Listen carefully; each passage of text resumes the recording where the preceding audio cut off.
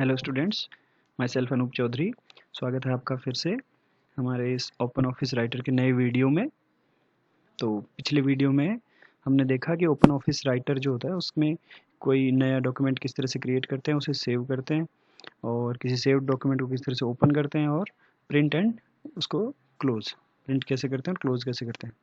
तो स्टूडेंट्स, अगर सिर्फ थ्योरी से काम चलेगा नहीं, तो जिनके पास सुविधा है वो आप थोड़ा सा इस पर प्रैक्टिकल करें और उसके बाद आप उसकी प्रैक्टिस से आपको उसकी और भी कई फीचर्स जो वीडियो में हम डिस्कस नहीं कर पाते हैं वो आपके खुद को प्रैक्टिस करने से बहुत सारी नई फीचर्स का आपको नॉलेज होगा। तो यहाँ आपके सिलेबस के अकॉर्डिंग आज का टॉपिक है 4.1.3 यूनिट का selecting, cutting, pasting, finding and replacing text in open office writer. तो सेलेक्टिंग टेक्स्ट, तो स्टूडेंट्स जैसे कि हम देख रहे हैं कि आजकल माउस का उपयोग बहुत ज़्यादा हो रहा है। तो माउस के उपयोग से ही हम टेक्स्ट पे जो भी वर्किंग करते हैं, बेसिकली सेलेक्टिंग की या कॉपिंग की, माउस के उपयोग से ही करते हैं। तो इसके कीबोर्ड से करने का तरीका क्या है? जब आप किसी डॉक्यूमेंट को सिलेक्ट करते हो तो जहाँ पे भी कर्सर ब्लिंक कर रहा होता है उस कर्सर को आप एरोज दी हुई होती हैं, जो डाउन एरो, अप एरो, जैसे ये कर्सर यहाँ पे ब्लिंक कर रहा है तो अब मैं अप एरो दबाऊंगा तो ये ऊपर वाली लाइन में चला गया, डाउन एरो से नीचे वाली में, लेफ्ट से इधर, राइट से इधर। तो जो जो एरो कीज कीबोर्ड पे दी हुई होती है उनसे हम कर्सर को मूव कर सकते हैं या डायरेक्टली माउस से कहीं भी क्लिक करके उस कर्सर को हम मूव कर सकते हैं। कर्सर का काम क्या है? वो कर्सर वो बताता है कि कहाँ से आप स्टार्ट करोगे उस टेक्स्ट पे, कुछ भी वर्किंग या एक्शन कहाँ से स्टार्ट होनी है। अभी फ़िलहाल जो भी वर्क हम करेंगे वो जहाँ ये कर्सर ब्लिंक कर रहा है वहाँ पे होगा। तो जैसे हम नॉर्मली लिख रहे होते हैं तो लिखते लिखते जहाँ पे कर्सर जो है नेक्स्ट जैसे टाइप होता रहता है उसके एंड में, राइट साइड के एंड में ब्लिंक होता रहता है। जैसे यहाँ मैं कुछ अगर टाइप करता हूँ तो कर्सर अपने आप एक एक पोजीशन आगे खिसकता जाता है पीछे जो वर्ड्स लिखता हुआ। तो कर्सर स्टार्ट करता है और जैसे ही वो आपने टाइप कर दिया उसके आगे खिसक जाता है एक पोजीशन आगे। तो स्टार्टिंग पोजीशन पे रहता है ये, कोई भी टेक्स्ट आप नया जो इंसर्ट करने वाले हैं या टाइप करने वाले हैं उस पर। उसके अलावा कुछ भी सिलेक्ट करने वाले हो तो वहीं से सेलेक्ट होगा जहाँ पे कर्सर ब्लिंक कर रहा है। तो माउस से हम जहाँ पे क्लिक करते हैं वहाँ पे ये कर्सर ब्लिंक करना शुरू कर देता है। उसके बाद उस माउस को हम लेफ़्ट की को प्रेस करके और अगर जिस भी तरफ उस माउस को प्रेस किए रखते हुए, मतलब दबाए रखेंगे उस बटन को, लेफ़्ट की को, और जिधर भी खिसकाएंगे उधर वो टेक्स्ट सेलेक्ट होता जाएगा। हो सकता है एक से ज़्यादा लाइन सेलेक्ट करनी हो तो उसको नीचे की तरफ मूव करेंगे तो उतना टेक्स्ट सेलेक्ट होता जाएगा। अभी इतना टेक्स्ट सेलेक्ट हो गया, मैंने लेफ़्ट बटन को छोड़ दिया है, अभी सिलेक्टेड टेक्स्ट। अब इस पर कुछ भी एक्शन करना है तो जैसे इस सिलेक्टेड टेक्स्ट के ऊपर मैं लेके आता हूँ तो एक फ्लोटिंग टाइप का जो आपका टूल बार अपने आप ही एक यहाँ पे आ गया हुआ है। तो इस प्रकार से सिलेक्टेड टेक्स्ट पे या किसी सिलेक्टेड ऑब्जेक्ट के लिए floating tool bar automatically appear हो जाता है। हालांकि ये माइक्रोसॉफ्ट वर्ड पे मैंने टाइप किया कर रखा है। तो इसी प्रकार से अगर हम इसमें भी जाते हैं तो ये आपका एक सिलेक्टेड टेक्स्ट है। कीबोर्ड से करने के लिए क्या करना होगा? शिफ्ट की, SHIFT, शिफ्ट जो की बोर्ड में की होती है उसको प्रेस करें, उसको दबाए रखें और फिर उसके बाद एरो कीज से लेफ्ट या राइट मूव करोगे तो उतना टेक्स्ट आपका सिलेक्ट होता हुआ चलेगा, या डाउन से पूरी लाइन सेलेक्ट होती हुई चलेगी उस पोजीशन तक। सेलेक्ट करने की ये तो नॉर्मल किसी भी वर्ड प्रोसेसर में यही कीज़ काम आती हैं सेलेक्ट करने के लिए, कि आप जहाँ कर्सर मूव कर रहे हो शिफ्ट की को दबा के अप या डाउन एरो से एक लाइन, दो लाइन, जितनी भी लाइन सेलेक्ट करनी है या वर्ड्स या लेटर्स सेलेक्ट करने हैं तो कैरेक्टर्स जिनको बोलते हैं, तो कैरेक्टर्स को एक एक लेफ्ट या राइट एरो से प्रेस करते हुए सेलेक्ट कर सकते हैं, या माउस से सीधा जितना प्रेस करके माउस के लेफ्ट की को और जितना सेलेक्ट करना उतना कर सकते हैं डायरेक्ट। तो उसके अलावा अगर आप कुछ in addition to selecting block of text, you can select items that are not consecutive and columns vertical blocks of text।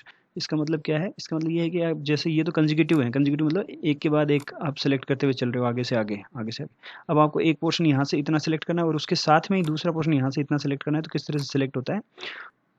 Control की आपको दबानी है। जैसे आपने first piece of text select कर दिया, जैसे मेरे को ये सेलेक्ट करना है यहाँ से यहाँ तक और इसी के साथ दूसरा सिलेक्शन करना है, तो कंट्रोल की प्रेस की और उसको दबाए दबाए जहाँ से भी दूसरा टेक्स्ट सेलेक्ट करना है उस पर माउस क्लिक किया और लेफ़्ट क्लिक को दबाए रखते हुए लेफ़्ट बटन को, कंट्रोल को दबाए रखते हुए, कंट्रोल बटन के साथ साथ लेफ़्ट बटन माउस का दबाए रखते हुए जब हम उस माउस को मूव करेंगे तो दूसरी जगह का टेक्स्ट भी सिलेक्ट हो जाएगा। अब मैंने छोड़ दिया है उसको। तो कीबोर्ड का कंट्रोल बटन प्लस जो नॉर्मल हम जैसे भी टेक्स्ट सेलेक्ट करते हैं वो दूसरा सेलेक्ट कर लिया है, तो दो जगह का टेक्स्ट ऑटोमेटिकली एक साथ सेलेक्ट हो गया है। तो ये ब्लॉक्स ऑफ टेक्स्ट को एक साथ सेलेक्ट करना है अलग अलग जगह से। Select the first piece of text, hold down the control key and use the mouse to select the next piece of text. Repeat this as often as needed. तो जब तक इसकी ज़रूरत है, जितने भी ब्लॉक्स की ज़रूरत हो, इस तरह से हम सेलेक्ट कर सकते हैं। एक और तरीका है non consecutive items using keyboard. Keyboard से किस तरह से हम सेलेक्ट कर सकते हैं? तो कीबोर्ड से एक से ज़्यादा ब्लॉक्स जो टेक्स्ट के एक साथ सेलेक्ट करने के लिए क्या करना होगा? सबसे पहले select the first piece of text. First piece को सेलेक्ट करने के बाद, जैसे कि यहाँ पे एग्जांपल के तौर पे दिया गया है, ये फर्स्ट पीस जो है उसको सेलेक्ट कर लिया गया। शिफ्ट F8, इस शिफ्ट F8 दबाने से जो आपका नीचे स्टेटस बार है उसमें जो मोड है, सिलेक्शन मोड जो STD नॉर्मली है, तो उसको ऐड में कन्वर्ट कर दिया जाता है। तो ऐड मोड जो है वो ऑटोमेटिकली इसमें अपीयर हो जाता है स्टेटस बार पे। ऐड मोड अपीयर होने के बाद ये किससे होगा? शिफ्ट प्लस F8 से। Use the arrow keys to move to start of the next piece. तो यहाँ से जैसे यहाँ पे इसको सेलेक्ट कर लिया, तो एरो कीज जो है डाउन और नेक्स्ट डाउन और राइट और लेफ्ट एरो कीज से नेक्स्ट पीस पे चले गए। जैसे इस पीस पे आगे, फिर यहाँ से शिफ्ट की को प्रेस करते हुए और यहाँ से आगे शिफ्ट की को प्रेस किए हुए रखते हुए अगर मूव करेंगे एरोज से कर्सर को, तो ये उस उतने टेक्स्ट को और सेलेक्ट कर लेगा। फिर उसके बाद शिफ्ट को छोड़ के और एरो की से और कहीं दूसरे टेक्स्ट पे चले जाएंगे, जैसे इस पे, और उसके बाद यहाँ से शिफ्ट की फिर से प्रेस कर देंगे, उसको प्रेस करे हुए रखते हुए आगे इसको सिलेक्ट कर लेंगे। तो इस तरह से ब्लॉक्स को भी सिलेक्ट कर सकते हैं। और इस प्रकार के अगर कोई ब्लॉक्स में है टेक्स्ट, तो उसके लिए आपको स्टैंडर्ड को किस में बदलना है? ब्लॉक में। जैसे आप इस स्टैंडर्ड पर क्लिक करते रहेंगे बार बार, तो क्या हो जाएगा?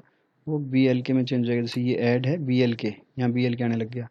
तो स्टैंडर्ड से किस, जैसे STD है, फिर इसके बाद जब आप इस पर बार बार क्लिक करते हैं तो BLK आ जाता है। या एडिट में जाके और सिलेक्शन मोड को ब्लॉक एरिया सेलेक्ट कर सकते हो। तो ये दोनों एक ही बात है। इससे फिर आप क्या कर सकते हो, ऊपर से नीचे जब इसको सेलेक्ट करोगे तो बाकी का टेक्स्ट सेलेक्ट नहीं होगा, सिर्फ ब्लॉक एक सेलेक्ट होगा।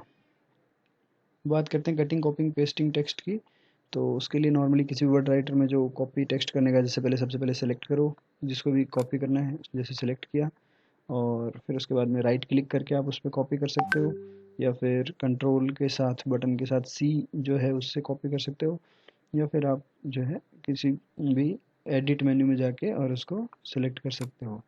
तो इस प्रकार से ये कॉप क्या सेलेक्ट कर सकते हैं? कॉपीज। जैसे कि मैंने इसको कॉपी करना है, तो यहाँ पे कंट्रोल के साथ C बटन दबा सकते हैं एडिट में जाके, और कॉपी जो है इसमें विंडो छोटी होने की वजह से दिख नहीं रहा, कॉपी ऑप्शन को सिलेक्ट कर सकते हैं एडिट में जाके। इस तरह से कॉपी सिलेक्ट कर सकते हैं। कट के लिए कंट्रोल X शॉर्टकट की है, वही एडिट में जाके कट बटन भी दबा सकते हैं। और पेस्ट करने के लिए जहाँ पे मतलब जैसे यहाँ से इसको कॉपी किया, कंट्रोल C मैंने दबाया और मेरे को इसके आगे पेस्ट करना है, तो कंट्रोल प्लस V, तो यहाँ से यही चीज़ यहाँ पे कॉपी हो गई। 2 बार हो गई क्योंकि 2 बार दब गया होगा। तो जितनी बार भी कॉपी करनी उतनी बार कॉपी हो जाएगी। कंट्रोल V दबाते रहेंगे, या फिर कंट्रोल V के अलावा एडिट में जाके पेस्ट बटन भी सिलेक्ट कर सकते हैं। तो एडिट में जो पेस्ट आइकन है, एडिट में पेस्ट आइकन होने के अलावा इसमें ये जो टूल बार है इसमें भी ये पेस्ट, कॉपी पेस्ट, ये जो है जैसे ये कट का है, ये कॉपी का है, ये पेस्ट का है बटन, तो ये पेस्ट बटन दबा के भी पेस्ट कर सकते हैं।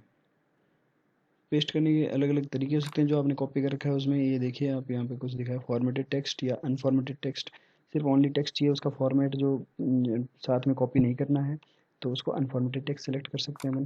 उसका फॉर्मेट भी, जैसे कि यहाँ पे इसका फॉर्मेट पूरा सेलेक्ट करना है साथ में, तो इसको कॉपी किया, कंट्रोल C। अब यहाँ पे अगर मैं इसको पेस्ट करता हूँ तो सिंपल कंट्रोल V दबा सकता हूँ, जिसमें इसके फॉर्मेट के साथ ये पेस्ट होगा, या फिर इसको पेस्ट बटन के राइट में जो डाउन एरो है उसको सेलेक्ट करके अनफॉर्मेटेड टेक्स्ट कर सकता हूँ, जिससे सिर्फ ये टेक्स्ट ही पेस्ट होगा। इसके अलावा एडिट में जाके पेस्ट स्पेशल बटन भी यही काम करता है, जो इसका ये राइट साइड का डाउन एरो जो है उससे जो ऑप्शन अवेलेबल है वही। तो यहाँ पे हमने देखा है कट, कॉपी, पेस्ट। उसके अलावा फाइंड और रिप्लेस करना टेक्स्ट को। फाइंड और रिप्लेस करने के लिए क्या करना होगा, आप एडिट में जाके इसमें एडिट में जाके फाइंड बटन जो है वो दबा सकते हो, फाइंड एंड रिप्लेस बटन, या फिर कंट्रोल प्लस F शॉर्टकट की दबा सकते हो। उससे आप किस वर्ड को सिलेक्ट करना चाहते हो, जैसे मैं वेब वर्ड को सिलेक्ट करना चाहता हूँ, मैंने फाइंड किया, डॉक्यूमेंट में जहाँ पे भी वेब होगा वो, do you want to continue at the beginning से अगर हम इसको सर्च करें तो ये वेब सेलेक्ट यहाँ पे सर्च हो गया।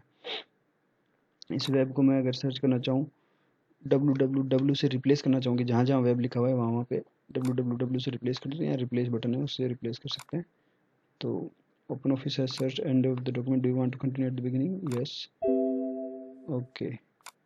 तो एक ही जगह वेब लिखा हुआ था वो www से सिलेक्ट हो गया। अब फाइंड ऑल यानी कि जहाँ जहाँ भी ये हो, जैसे कि मैं बात करूँ CTRL, मैंने इसमें CTRL यूज़ किया तो CTRL सर्च करते हैं अपन वर्ड, तो 1 बाई 1 सेलेक्ट कर सकते हैं, बिगिनिंग से 1, नेक्स्ट दोबारा फाइंड दबाऊंगा तो 2, नेक्स्ट बटन दोबारा फाइंड से नेक्स्ट कंट्रोल, नेक्स्ट कंट्रोल, यहाँ पे 3 मिले हैं हमको, है ना। उसके अलावा अगर इसको हम रिप्लेस करना चाहें तो कंट्रोल मैंने पूरा लिख दिया।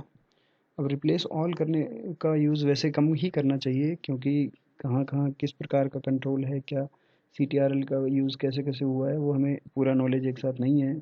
हो सकता है कहीं CTRL और बीच में किसी वर्ड के आ रहा हो, क्योंकि एग्जैक्ट होल वर्ड ओनली हम सेलेक्ट नहीं कर रहे हैं। एग्जैक्टली होल वर्ड यानी कि होल, जैसे यहाँ पे हम सर्च कर रहे हैं वैसा का वैसा एक पूरा वर्ड होना चाहिए, किसी वर्ड के बीच में ये नहीं लिखा होना चाहिए CTRL। तो इसके लिए हमें ये ऑप्शन सेलेक्ट कर सकते हैं। उसके बाद जब फाइंड नेक्स्ट करेंगे तो यहाँ पे ये फिर से बिगिनिंग से आ गया, तो ये अपने मिल रहा है, तो पूरा वर्ड जो है इसमें मैच हो रहा है। और केस मैच का मतलब अगर आपने लोअर केस में लिखा है या अपर केस में लिखा है वो भी मैच करवा सकते हो आप, कि अगर आपने कैपिटल में लिखा है तो वो कैपिटल और लोअर का ध्यान रखते हुए सर्च करेगा, एग्जैक्ट मैच होने पर ही दिखाएगा। अगर मैच केस नहीं करते हो तो चाहे कैपिटल हो चाहे लोअर हो, ये वर्ड किसी में भी लिखा होगा वो मैच कर जाएगा, उसको केस को नहीं देखेगा कि अपर में है या लोअर में है, उसको फाइंड कर लेगा वो। फाइंड ऑल जब आप प्रेस करते हो तो यानी कि कहाँ कहाँ पे भी कंट्रोल हो सारे सिलेक्ट हो गए। और रिप्लेस ऑल, तो मैं उससे रिप्लेस ऑल करता हूँ तो 3 आइटम्स जो हैं वो रिप्लेस हो गए। इस तरह से एक एक को फाइंड करते हुए रिप्लेस कर सकते हैं फाइंड ऑल, या एक साथ रिप्लेस ऑल कर सकते हैं उसको। तो ये कुछ फाइंड और रिप्लेस की टेक्निक्स है। इसमें आपको 2 यहाँ पे ऑप्शंस जो हैं वो भी मैं बता चुका हूँ। सो आज के लिए इतना ही, थैंक यू।